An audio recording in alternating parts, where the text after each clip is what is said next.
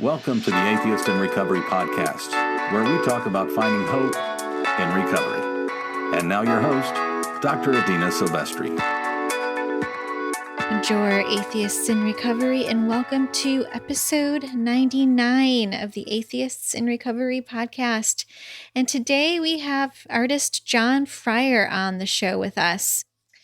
And a little bit about what we talk about is bringing advocacy to our recovery program and how we balance advocacy with recovery in those early stages. And what's interesting about John is he created his own recovery program with interactive projects like free ice water and free hot coffee and free Narcan Bike. And these projects are quite remarkable and truly interactive. I mean, he rides around with this really cool coffee bike. I've seen him around town doing it, and people just line up to talk to him. It's a gift, really. And so we learn how this well-known artist went from these 50-50 projects of being an artist / activist to an activist who's an artist. And we also get into a little bit of the dual diagnosis piece for John, how he was able to navigate having a mental illness and alcohol addiction. And he says that, having the right sponsor probably saved his life. Someone that really recognized that there was this mental health piece that he was ignoring.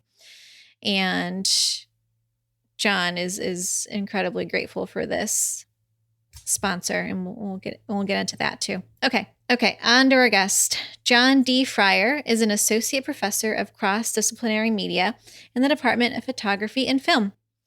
His projects include All My Life for Sale, Big Boy Live IKEA, Free Ice Water, and Free Hot Coffee. Fryer's practice engages accidental audiences in galleries, museums, and public spaces. He explores the role of everyday personal objects in our lives as commodities, fetishes, and totems, and investigates how the circulation of objects and stories enrich social ties between individuals and groups. He earned his BA from Hamilton College and MA and MFA from the University of Iowa. His work has been reviewed in The New Yorker, The Sunday London Times, Art Forum, Print Magazine, and NBC's The Today Show. Fryer is a Fulbright Scholar, a MacDowell Colony Fellow, and was an artist in residence at the Lightwork and the Fanon Center, Doha, Qatar. Fryer has brought his social practice projects, Free Ice Water, Free Hot Coffee, to the TEDx stage, has exhibited at Mixed Greens Gallery in New York, the Liverpool Biennial Fringe in Liverpool, UK, and was a 2018 Tate Exchange Associate at Tate Modern London. All right, guys, on to the show. John Fryer, welcome to the show. Hey, thank you so much for having me. I am excited for you to be here today. I've seen your artwork. We travel in some of the same circles in the recovery community in Richmond, Virginia. We have some mutual contacts. And so this is like a real treat for me to finally meet you. Yeah, I really appreciate the invitation to talk to you. So I thought we could give our audience a little bit of a background on you before we jump right in. And I'll start this conversation like I do most, which is with the question, tell us about your deepest roots from childhood. Ooh, fantastic question. Let's see. Well, I come from a large family in upstate New York. So I have 3 brothers and 3 sisters. And yeah, my deepest roots go to Syracuse, New York, and it's a place that I grew up in. When I graduated from college, I returned to work in the field of photography, which is what my training is and what I teach here at VCU. And it's also the place that I realized that I needed to get sober in 2013 when I was visiting there as an artist in residence. So my deepest roots, they go back to Central New York, from my upbringing to my professional development to my professional career to sobriety. Very nice. So let's jump then right into that recovery journey. You said that you became sober in 2013. Yeah, my sobriety date is May 21st, 2013. Yeah. And my experience in Syracuse was actually in March of 2013. So I did a little bit of trying to do things on my own before eventually finding people as part of, mutual aid groups that are anonymous here in Richmond. Hmm. Yeah. So can you tell us a little bit more about that journey, what it looked like, how you became sober? Yeah. Yeah. So my sobriety journey is also intertwined with dual diagnosis with mental health issues. And in March of 2013, I'd kind of reached the end and close to, a bottom when I was an artist in residence at an organization called Lightwork in Hmm. Syracuse. And that led me to attempt to stop drinking, which was unsuccessful. And I returned to use and returned to Richmond. And the things that led up to a crisis in Syracuse continued to lead up to a crisis right here in Richmond. So, there was a point where, and it was this week, 8 years ago, Wow. that the solutions that I had for whatever was going on were not working. And I walked into a recovery meeting Mm. and immediately connect, but sobriety was a first step in kind of dealing with the health crisis that I was in. And the mental health piece was taken care of after I got alcohol out of my system. So, Mm. I think about my recovery experience as something where I have to be very careful about maintaining my mental health so I don't drink again. Yeah. And I've got to make sure that I don't drink again so that I can maintain my mental health. Hmm. Hmm. What was the point at which you decided this is the time? Like, I need to get help now. How did you make that decision? Yeah, I mean, one of the things that led to me seeking help from other people that have done this Yeah. was that I tried, right? So, Hmm. willpower alone did not work for me. In March of 2020, it became apparent that I needed to stop drinking, and I did for about a month and a half, and then returned to use. And like many of us who've returned to use, that period of time from the return to use until I walked into, a recovery meeting was worse than before I just Mm. started to quit. So, I just realized that it wasn't something that I could do by myself, that I had tried to do it on my own with my willpower alone. And, when I walked into the first recovery meeting, the group of people in that room knew what I was going through Mm. and had been where I was. And I certainly felt that. And, in some ways, it seemed to me to be, one of my only options. You think of the idea of the nudge from the judge, like, I'm either going to go to these meetings or, the rest of my life is going to fall apart. So Yeah. it was the one thing that I could be connected to, participate in, that wasn't making things worse. Hmm. Yeah. That's great. And had you received help for the mental health piece before that? Or was this also a new step for you? Yeah, I mean, throughout my life, I've been in counseling and Hmm. therapy and all of those things, but the larger piece and the medication piece was something that Mm. it took a while to dial in until we've kind of found a balance. And I've been again very very conscious of like the mental health part of my recovery journey and obviously the sobriety part as well. Yeah, I hear a lot in my office. It's the SSRIs that sometimes that people take for their depression doesn't seem to work. And so, the first inkling is, well, maybe I should go back to using, at Sure, least then I was happy. sure. But if you could stick with it and if you could find a combination that works for you, if you could find the right treatment team, it can really help. Yeah, Yeah. it's been very helpful for me, and part of that was a very active adjustments to different medicines until we found the thing that worked and worked best.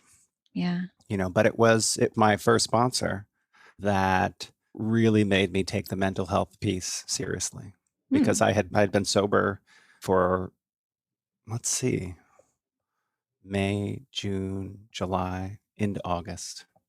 But I wasn't taking care of my mental health. And my first sponsor basically pulled me aside and said, if you're not taking care of this, you're not being honest with yourself and your family and your therapist and all of these things. Wow. So you're either gonna, I remember this moment very clearly. He said, you're either going to, call your psychiatrist and say that you're not going to take the things that you're obviously not taking, or bring your wife out here and tell her that, or you're going to go and get the prescription that you haven't been taking and you're going to take it in front of me. So that's your Wow. choice, is that you can be rigorously honest, or we're done here. And that was a huge turning point in my recovery, because up until that point, I think this happens in the rooms too, is that for me at least, like the alcohol piece seemed to be the thing I could be in control of. And the mental health was something that I wasn't in control of.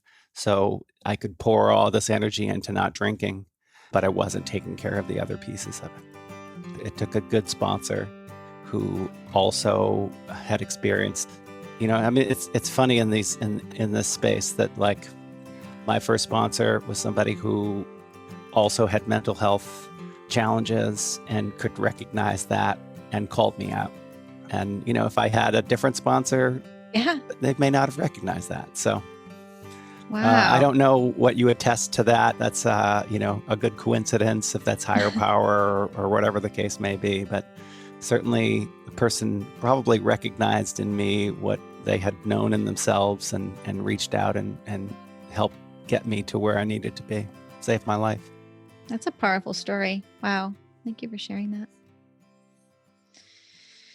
So I thought we could switch gears now. And our mutual friend, Tom Bannard, who I know is a colleague of yours also, VCU, had said that, make sure you ask him about balancing advocacy work with personal recovery, especially in those early days of your recovery.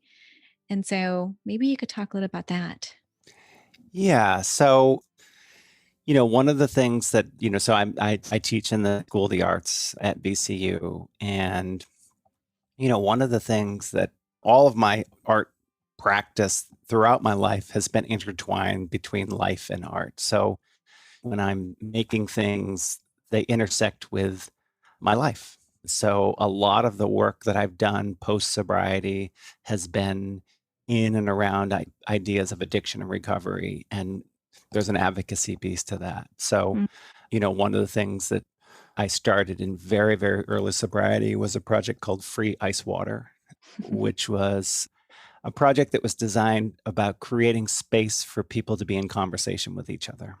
And they took place over these blue mason jars where people would sit across from each other and have an hour-long conversation about a turning point in their lives. And it was something that came out of my experience in recovery and the things that I learned from sitting and talking with a sponsor and talking in mutual aid meetings and all of those things, where listening and talking to each other really played such a big role in my recovery journey. And I wanted to share that with the non-recovery public. So again, we just kind of set up a way for people to sit across from each other with, I bought a bunch of tables and chairs and these blue mason jars, and people would sit for an hour and have a conversation about turning points in their lives. And I've done various iterations of that project where it's just individuals having conversations. Sometimes it's in a gallery space, sometimes it's out on the street. And I've done it with large groups of people. So at one of the recovery conferences that Tom hosted, I basically did a breakout session with everybody, and people talked about their experiences, and some of it's in recovery and advocacy and that kind of thing. So, I think what Tom is referring to there is that I got very involved in that project. There's a follow-up project called the Free Hot Coffee Bike, and those projects, in some ways, if the ice water project was about kind of sharing what I learned about listening and face-to-face conversations, the importance of that. The Free Hot Coffee Bike is a project where we have this bike. It goes out into the community. We make pour over cups of coffee. The coffee we serve is called Recovery Roast. The bike itself is operated by persons in recovery and their allies. Takes 3 to 5 minutes to make a cup of coffee. We generally serve it in cups you can't take away, so people have to hang out and have cups of coffee with us. And that became it became a way to do advocacy, to do service. It was a way to give back. And in the period of time between Ice Water and the Free Hot Coffee Bike, and there's another project called Free Hot Supper. So you're noticing a theme here. There's a free theme. There's a free theme. Yeah. And how do you think these projects, although, I mean, just so fascinating, how did they help you in early recovery?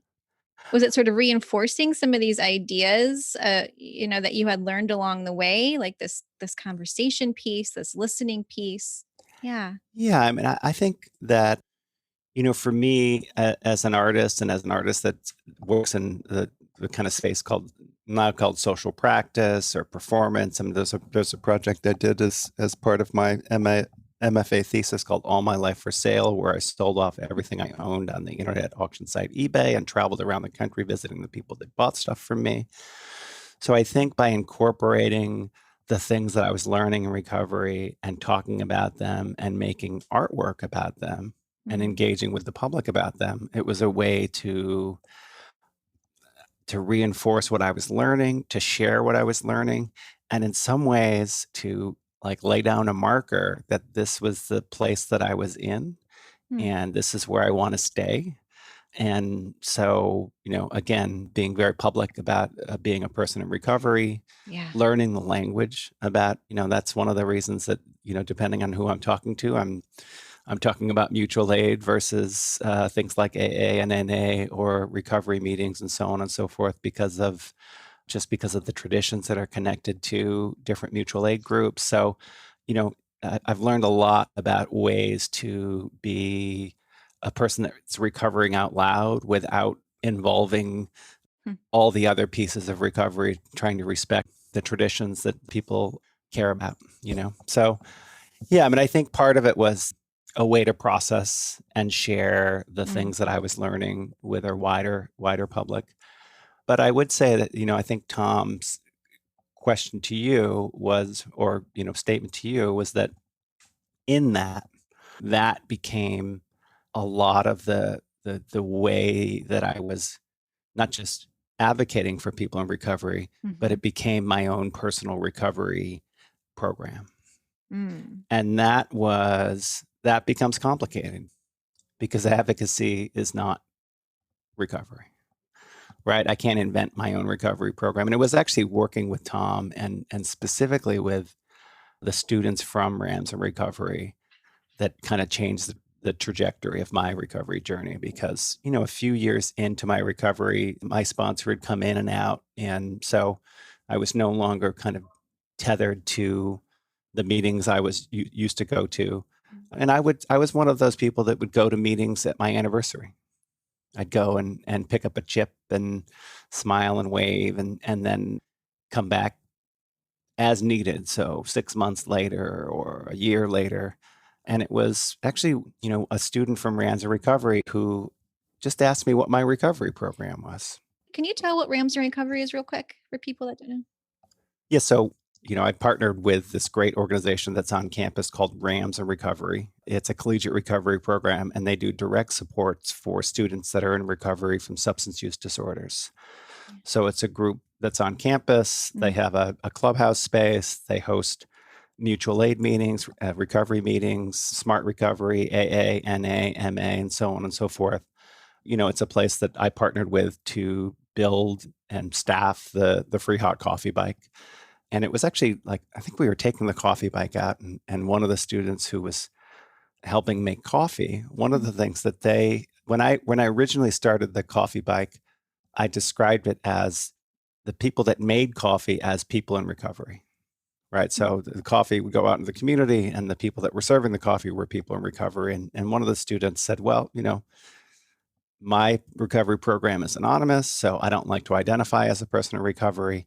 And immediately I changed the language to people in recovery and their allies. And Nice. allyship has become really important. It's an important component of things that Ramsey Recovery is doing on campus. But it's also, for me, it's been a way for people to be connected who are in recovery but don't identify as in recovery, so they can be an ally. We have a choir that's called the Recovery Ally Choir. It's Awesome. made up mostly of people that are in recovery, but when we perform in public, it's the Recovery Ally Choir, so anyone can be part of it. So nobody there has to necessarily identify as in recovery. Yeah. So in one of these conversations, so the coffee bike goes out. We make cups of coffee. It takes a little while to make a cup, and I'm having a conversation with a member of Ramsey Recovery who just asked me about my recovery program. Yeah. And this is probably 3 or 4 years into my recovery. Okay. And I'm like, well, I do this advocacy and I do this. And he goes, well, yeah, but are you connected to AA or NA or MA or Smart Recovery? And I was like, oh, no, I'm not really. He goes, well, how are you in recovery if you're not actively working on this? Because making coffee is great, but it Wow. isn't the thing that we're doing, right? I mean, and I feel myself getting defensive for you right now. I just want to jump in. Well, you know what? I think I'm remembering it a little more direct and harsh. I think I'm remembering what I heard, not what was said. How about that? Yeah. I mean, it really was just here a person was who's 19 or 20, has gone through a full crisis that has led them to recovery. They're trying to make it through the university environment, which is recovery hostile, and they're being advised to do X, Y, and Z. And they're asking me like what I'm doing, like actually like very, very typical of, oh, what are you doing that could help me get through the thing I'm going through? And my answer was, I'm doing these things. The coffee bike. Yeah, I'm doing the coffee bike. Yeah. And there is advantage to that, but it was something that stuck in my craw, so to speak. And, it was something that I basically redoubled my connection to the recovery community and, got plugged in and got a home group and took a service position and all those things that they tell you to do in those first 90 days that I didn't do in those 90 days. Mm. And that has, that's been very good for me to be more connected. I think it's made me more useful, actually, in some ways. I mean, I have 2 former students who were art students who knew that I was a person in recovery. And in the last year, I've both got sober. And 3 years ago, if that had happened, I might have pointed them in the direction of Ramsey Recovery, but they've graduated. So they're not, necessarily connected to them. But I wouldn't have been able to reach out to a large network of people across the country that I've engaged and interacted with via Zoom and all of these other things where when a person was in crisis and they were in another place, I could plug them into the network of people that I had built from not only the work that I was doing as an advocate, but also just the work I was doing as a person in recovery. So that was, I mean, that was, I didn't realize it until recently that I was, that network that I had been building, this kind of underground network was really useful to these students, former students. Yeah. Yeah. Well, that's great. You have this huge network now that you've plugged into, plus your advocacy work. I mean, and it's so creative. The free hot coffee bike, the Narcan bike. I'm not sure what other projects you have going on, but since 2013, let's see, free ice water, which was about face-to-face, one-on-one conversations and sharing like that thing that we learn in recovery is to listen and to be present and there was like lots of instructions with that project where I had people turn their phones off and put them in an envelope and, wow. Da-da-da-da-da-da. I'm not sure I would have stayed for that project. I know. I don't think.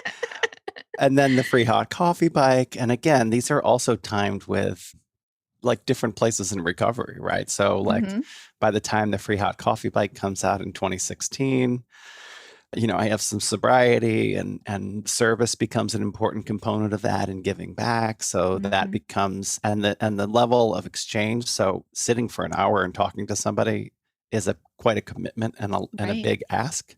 But sitting and waiting for a cup of coffee with some friendly person who's making you a really great cup of coffee is a pretty light lift.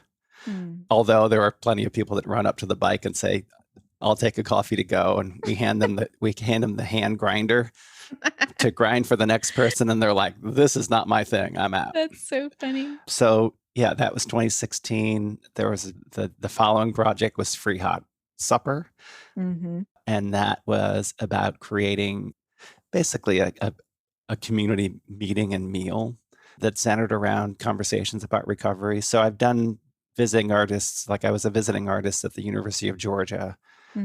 And the first night I was there, did free ice water, and all of these different people came in from the art school and from the recovery. There's a collegiate recovery program there.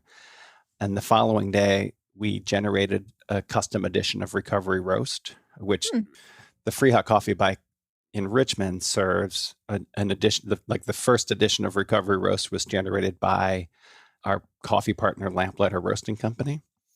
So that's who roasts our coffee. But we've done 10 editions of Recovery Roast around the country and the world. Wow. So there's an edition at Tate Modern, there's an edition in Liverpool, there's an edition at University of Georgia, at Georgia Tech, at Virginia Tech now, at UVA, where we work with a local coffee roaster. We have people in recovery taste a bunch of different coffees from around the world. They determine they like this coffee and then that coffee, and then that becomes a unique edition of Recovery Roast specifically for that recovery community. So that's something we did in Georgia.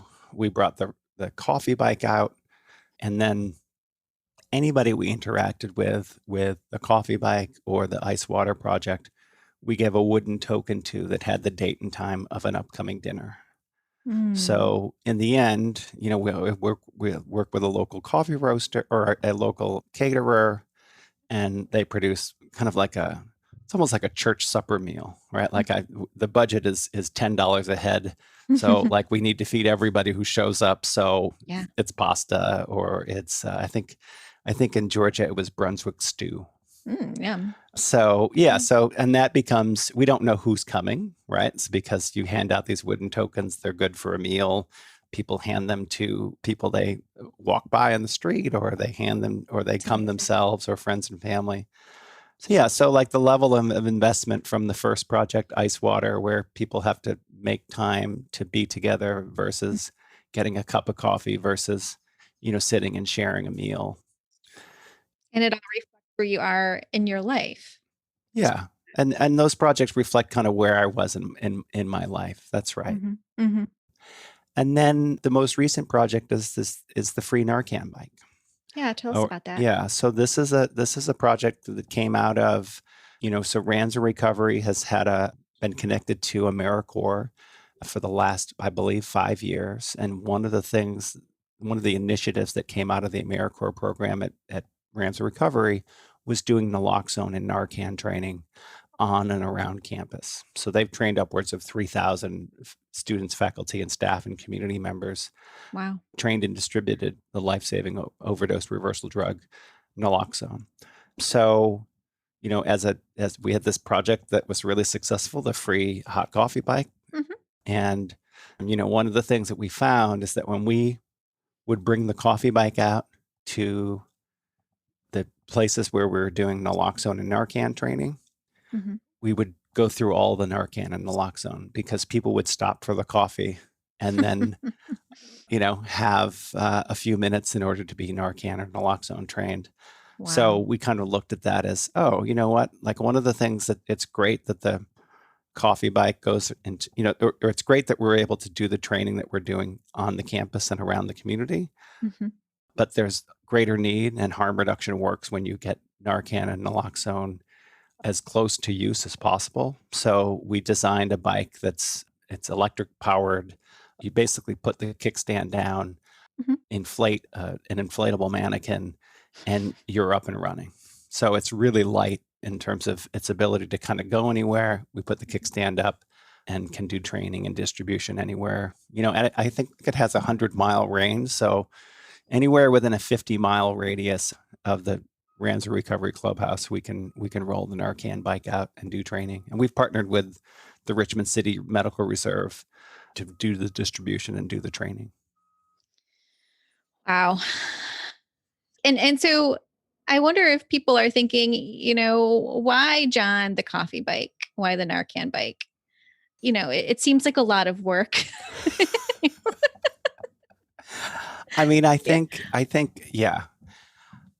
like for me, I don't necessarily know why, right? Like, I think, again, as far as the free hot coffee bike, it was a way for me to internalize the ideas of service and advocacy. So again, I think it did serve for a little while as my program of like how I'm a person in recovery, how do I exist in this world, and how do I give back?